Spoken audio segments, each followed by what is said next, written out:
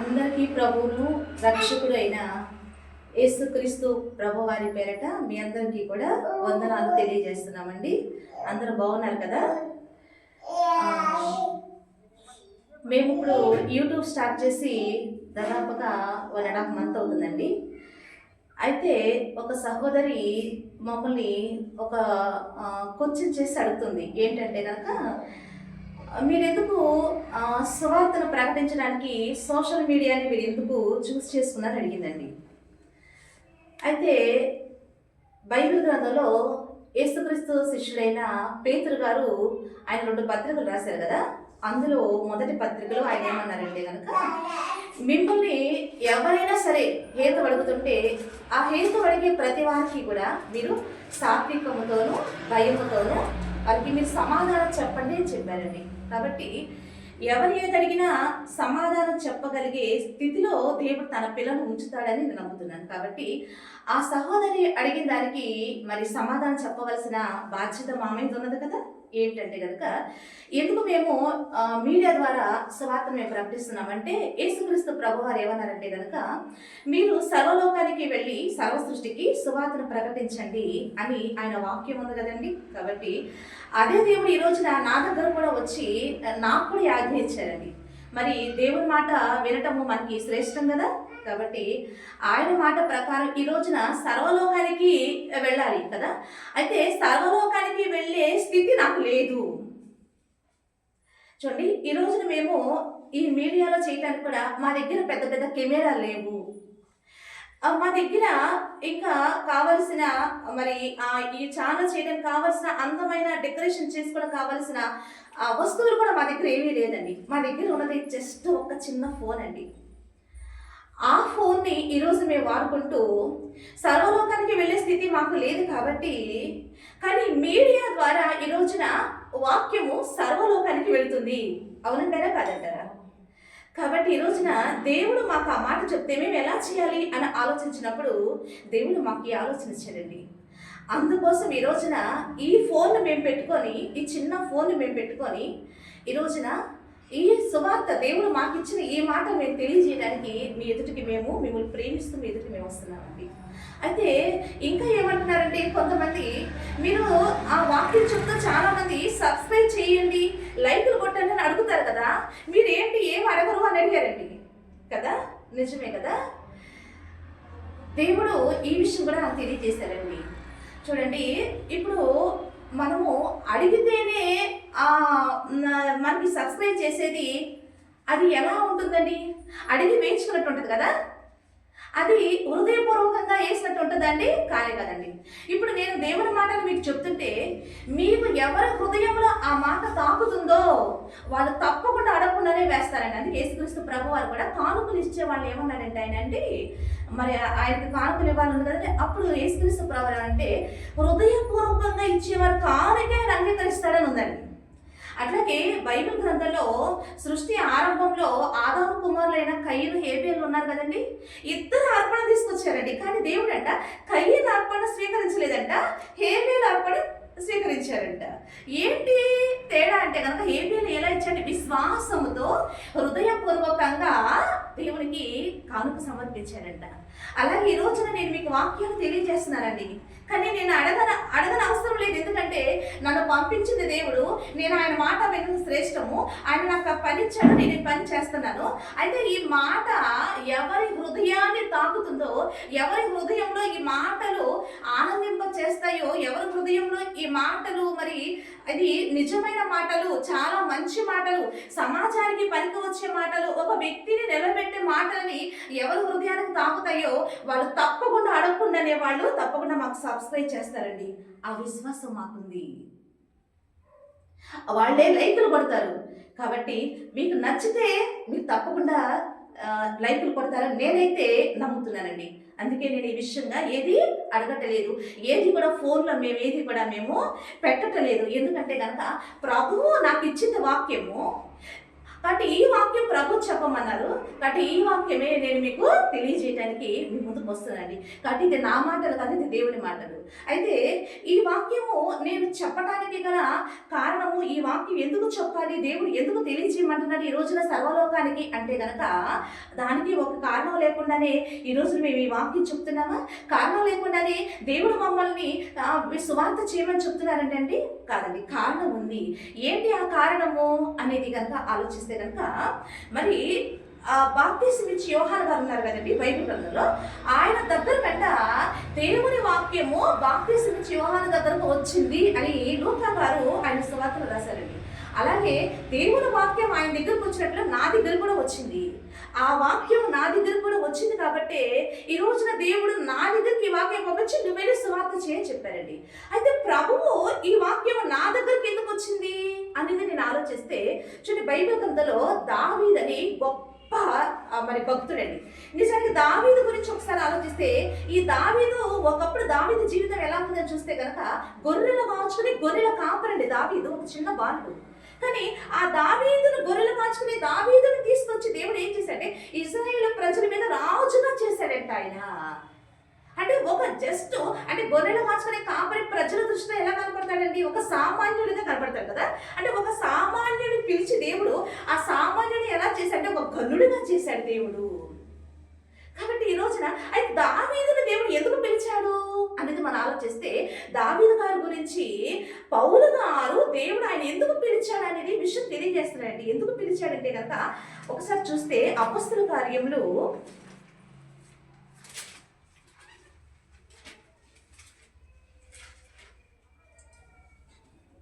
13వ అధ్యాయము ఒకసారి 22వ వచనము, దావీదు గారిని దేవుడు ఎందుకు పిలిచాడు అనే విషయాన్ని పౌలు గారు తెలియజేస్తానండి. చూద్దాం ఎందుకు పిలిచారంటే కనుక, తరువాత అతనిని తొలగించి దావీదును వారికి రాజుగా ఏర్పరిచెను. మరియు ఆయన నేను యెష్షయి కుమారుడైన దావీదును కనుగొంటిని, అతడు నా ఇష్టానుసారుడైన మనుష్యుడు, అతడు నా ఉద్దేశములన్నీ నెరవేర్చునని చెప్పి అతని గురించి సాక్ష్యం ఇచ్చెను. అంటే దేవుడు ఒక మనిషిని గురించి సాక్ష్యం ఇస్తున్నాడు. చాలా గొప్ప కదండి. నిజంగా మనుషుల సాక్ష్యం కన్నా దేవుడిచ్చే సాక్ష్యం ఒక మనిషికి చాలా ఇంపార్టెంట్ అండి. అంటే ఒక నరుడు గురించి దేవుడి సాక్ష్యం ఇవ్వటం అంటే అది చాలా గొప్ప విషయము. అలానే దేవుడి సాక్ష్యం మనుషుల సాక్ష్యం వద్దా అంటే అది కూడా కావాలండి. మనిషి సాక్ష్యం అవసరమే, దేవుడి సాక్ష్యం అవసరమే. కానీ మనుషుల సాక్ష్యం కన్నా దేవుడిచ్చే సాక్ష్యం చాలా గొప్పది అని నేను సాక్ష్యం ఇస్తున్నానండి. అంటే దావీదు గురించి దేవుడు సాక్ష్యం ఇస్తున్నాడంట. ఏమని ఇస్తున్నాడంట అని చూస్తే కనుక, ఇతడు నా ఉద్దేశాలని ఇతడు నెరవేర్చినట్టు ఇతడు సమర్థుడు అని దావీదును దేవుడు చూశాడు. దావీదును దేవుడు మనిషిని చూశాడా, హృదయాన్ని చూశాడా అంటే ఒకసారి దావీదు గారిని అభిషేకించడానికి ఎవరు సమూయేలు గారిని పంపించినట్టుగా బైబిల్ గ్రంథంలో ఉందా లేదా?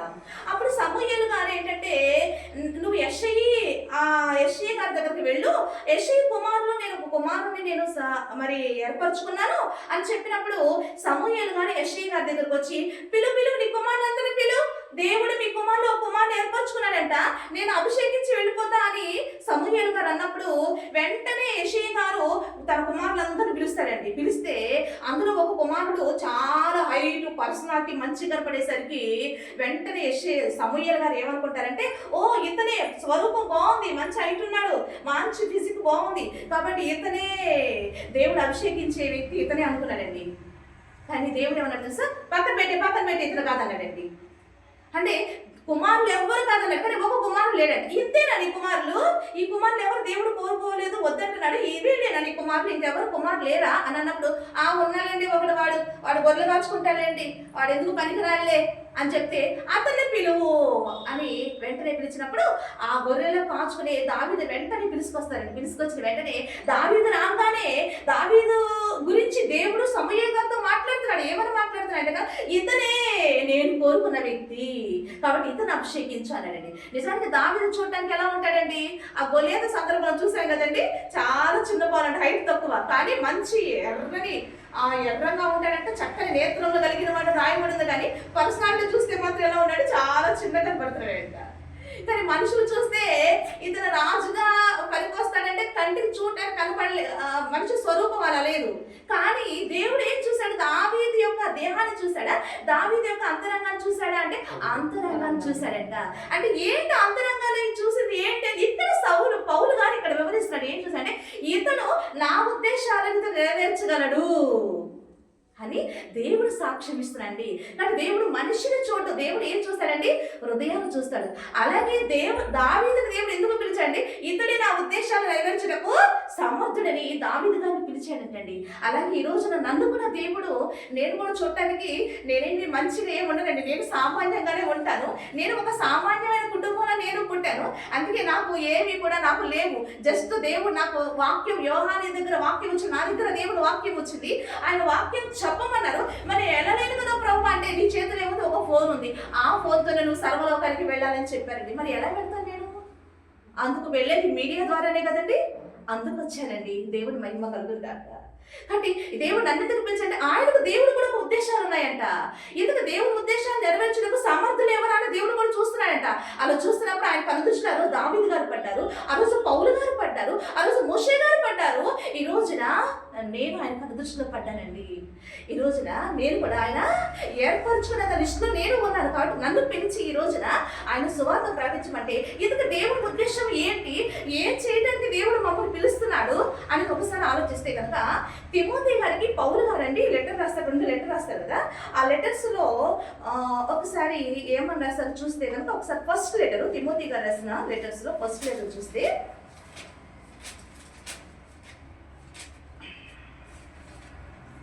సెకండ్ లెటర్లో అనమాట. తిమోతి గారు రాసిన లెటర్స్లో ఆ సెకండ్ లెటర్లో 3rd చాప్టర్లో 1 నుంచి ఒకసారి చూస్తే కనుక, అంత్య దినములలో అపాయకరమైన కాలంలో వచ్చునని తెలుసుకొను అంటే పౌలు గారు తిమోతి గారికి చెప్తున్నారు. అంత్య దినాలు ఉన్నాయి, దాని లాస్ట్ డేస్. ఆ లాస్ట్ డేస్ లో ఏం జరిగిందంటే అపాయకరమైన కాలాలు వచ్చే అవకాశం ఉంది అని చెప్పి భవిష్యత్తు ముందే చెప్పేశాడు దేవుడు. అంటే ఏంటి అంటే అపాయకర పరిస్థితులు ఏంటి అంటే కనుక కనుక మనుషులంట, అంటే మనుషులు ఎలా మారిపోతారు అని తెలియజేస్తారంటే, ఎలా మారిపోతారంటే కనుక స్వార్థప్రియులు, ధనాపేక్షులు, పెంకంలాడేవారు, అహంకారులు, దూషకులు, తల్లిదండ్రులకు అవిధేయులు, కృతజ్ఞత లేనివారు, అపవిత్రులు, అనురాగరహితులు, అతిద్వేషులు, అపవాదకులు, అజితేంద్రియులు, క్రూరులు, సజ్జన ద్వేషులు, ద్రోహులు, మూర్ఖులు, గర్వాంతులు, దేవుని కంటే సుఖానుభవమును ఎక్కువగా ప్రేమించేవారు, భక్తి గలవారు వలె ఉంటారు కానీ దేవుని శక్తిని ఆశ్రయించిన భక్తి చేసే వాళ్ళు ఉంటారు. ఇటువంటి వారు ఉన్నారు. అంటే అంత్యది లాస్ట్ డేస్ లో. ఇది లాస్ట్ డేస్ అనగానే ఏంటంటే యేసుక్రీస్తు ప్రభు వారు ఎప్పుడైతే వచ్చి ఆయన తిరిగి వెళ్ళిపోయి భూమి మీదకి మళ్ళా పరిశుద్ధాత్ముడు అపొస్తలుల 2వ అధ్యాయం దిగి వచ్చాడో ఆ రోజు నుంచే మొదలైంది లాస్ట్ డేస్ అనండి. కాబట్టి ఇప్పుడు మనం అందరం చివరి గడియలో ఉన్నాము. ఎనీ టైం అంటే దీని తర్వాత నెక్స్ట్ ఏంటంటే కనుక, నెక్స్ట్ జరిగేది ఏంటంటే కనుక యేసుక్రీస్తు ప్రభు వారు రాకడే. ఆయన వచ్చిందంటే ఏం జరిగిందంటే కనుక ఈ పంచభూతాలన్నీ కూడా ఏమైపోతాయంట, లయమైపోతాయంట.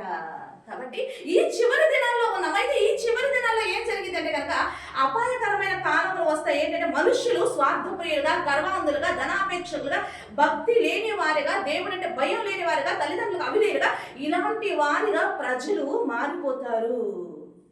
ఇప్పుడు ఇలా అయితే ఏంటి ప్రభు, నీకు నష్టం ఏంటి? ఇలా అయిపోతే వచ్చే నష్టం ఏంటి అంటే, నష్టమే ఏంటంటే కనుక ఇలా మనిషి ఇలా అయిపోతే మనిషి అయిపోతాడంటే నశించిపోతాడు, నాశనానికి వెళ్ళిపోతున్నాడు, నరకాగ్ని గుండానికి వెళ్ళిపోతున్నాడు మనిషి. కాబట్టి అందుకే దేవుడు ఉద్దేశాలు ఏంటి అంటే కనుక ఇలాంటి ప్రజలని దేవుడు ఏం చేయడానికి ఈ రోజున మమ్మల్ని పంపిస్తున్నాడంటే కనుక, ఇప్పుడు ఇదంతా కూడా ఇలా చెడిపోయి, ఇలాంటి హృదయం అంతా చెడిపోయి ఈ ప్రజలు అంటే ఏం చేయాలంటే కనుక మంచి మనుషులుగా మార్చాలంట. ఎలా? ఇందుకు యేసుక్రీస్తు ప్రభు వారు ఎందుకు వచ్చారు? ఈరోజు మమ్మల్ని కూడా దేవుడు ఎందుకు పంపిస్తున్నాడు? ఈ మాటలు సమాజానికి ఏం చేస్తున్నాయి? మంచి మనిషిగా తీర్చిదిద్దుతున్నాయి అనేది ఒకసారి చూస్తే అపొస్తలుల కార్యములు పేతురు గారు మళ్ళా ఆ మాట తెలియజేస్తున్నారు. ఒకసారి చూస్తే అపొస్తలుల కార్యములు 3వ అధ్యాయము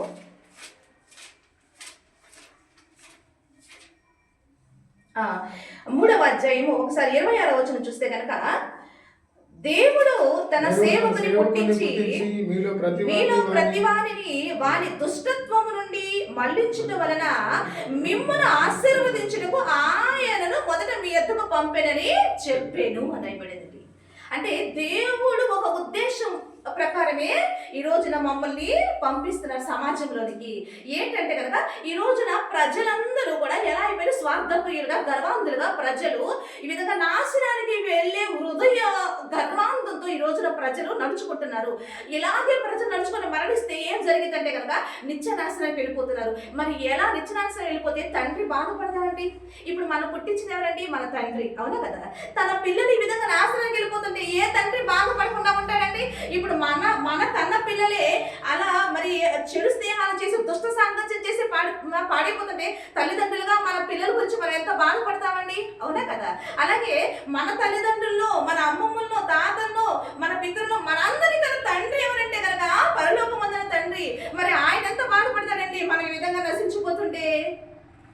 అందుకని ఈ రోజున తన సేవకులు ఎందుకు పంపిస్తున్నాడంటే కనుక ఇలా దుష్టత్వంతో నశించిపోతున్న ఈ ప్రజలను దైవత్వంలోనికి మార్చడానికి ఈ రోజున మమ్మల్ని పంపిస్తున్నాడండి. అందుకే ఈ రోజున దుష్టత్వంలో మిమ్మల్ని ఇదిగో దేవుని ఈ మాటలు చెప్పి మిమ్మల్ని ఎలా మారుస్తున్నాం తెలుసా? దైవ స్వరూపాలుగా మీరు మారరా? దైవ స్వరూపాలుగా మీరు రారా? క్రీస్తు స్వరూపానికి మీరు రారా? మంచి మనిషిగా మీరు మార్పు చెందరా? కాబట్టి మీరు నశించిపోతున్న మిమ్మల్ని మంచి మనిషిగా తీర్చిదిద్దడానికి ఈ రోజున ఈ మాటలు ఇదిగో ఈరోజు మీడియా ద్వారా మీ ఎదుటికి వచ్చి మేము తెలియజేస్తున్నామండి. ఇలా ఎవరైతే మంచి మనిషిగా మార్పు చెందారో దాన్ని ఏమన్నా తెలుసా అండి? ఆశీర్వదించబడిన జనాంగం అంటారండి. కాబట్టి మేము ఎందుకు వస్తున్నాం తెలుసా? మిమ్మల్ని ఆశీర్వదించడానికి, మిమ్మల్ని మంచి మనిషిగా నిలబెట్టి దేవుడిచ్చే ఆశీర్వాదానికి మిమ్మల్ని వారసులుగా చేయడానికి ఈ రోజున మేము ఇదిగో మీ ఎదుటికి మేము వస్తున్నాము. ఈ ఆశీర్వాదం వద్దా? కాబట్టి ఈ రోజున పౌలు గారు కూడా అంట రోమీ రాసిన పత్రికలు ఏమనంటే సువార్త ఆశీర్వాదంతో నేను మీ ఎద్దుకు వస్తున్నామన్నాడు. సువార్త అంటే ఆశీర్వాదం. మిమ్మల్ని దుష్టత్వంలో నుండి, ఆ దుష్ట సాంగత్యంలో నుండి మిమ్మల్ని విడిపించి ఒక మంచి మనిషిగా, ఒక మానవత్వం కలిగిన ఒక మంచి మనిషిగా, సమాజానికి ఉపయోగపడే ఒక మంచి మనిషిగా, దేవుని పోలికలోనికి మిమ్మల్ని మార్చి దేవుని వల్ల మిమ్మల్ని భూమి మీద మిమ్మల్ని నిలబెట్టి ఆ పైన ఆ యొక్క ఆశీర్వాదాన్ని ఏంటంటే నిత్య జీవం అనే పరలోకం అనే ఆశీర్వాదానికి మిమ్మల్ని వారసులుగా చేయడానికి ఈ రోజున మీ ఎదుటికి వచ్చామండి.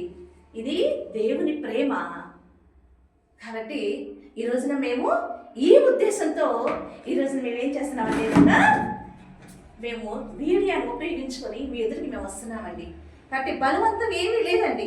ఎవరి హృదయంలో ఈ మాట తాకుతుందో, ఎవరి హృదయంలో కలుగుతుందో మేము ఈ సహోదరుని మేము మరి ఎంకరేజ్ చేయాలని, ఎవరి హృదయంలో కలుగుతుందో వారు తప్పకుండా మమ్మల్ని ఎంకరేజ్ చేస్తారని విశ్వాసం మాకుంది.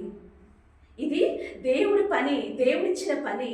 కాబట్టి ఆయన ఏమంటే నమ్మకంగా ఈ పని చేస్తే నమ్మకమైన వాని మీదకి దీవెనలు వస్తాయంట. కాబట్టి మా ఫౌండేషన్ ఏంటంటే నమ్మకత్వము, యథార్థత, నీతి, పరిశుద్ధత. ఈ ఫౌండేషన్ మీద మమ్మల్ని నిలబెట్టాడు. ఈ ఫౌండేషన్ మీద మేము సమాజాన్ని నిలబెట్టడానికి ఈ రోజున మీ ఎదురుకి మేము వస్తున్నామండి. కాబట్టి మా పక్షాన్ని దేవుడు ఉన్నాడు.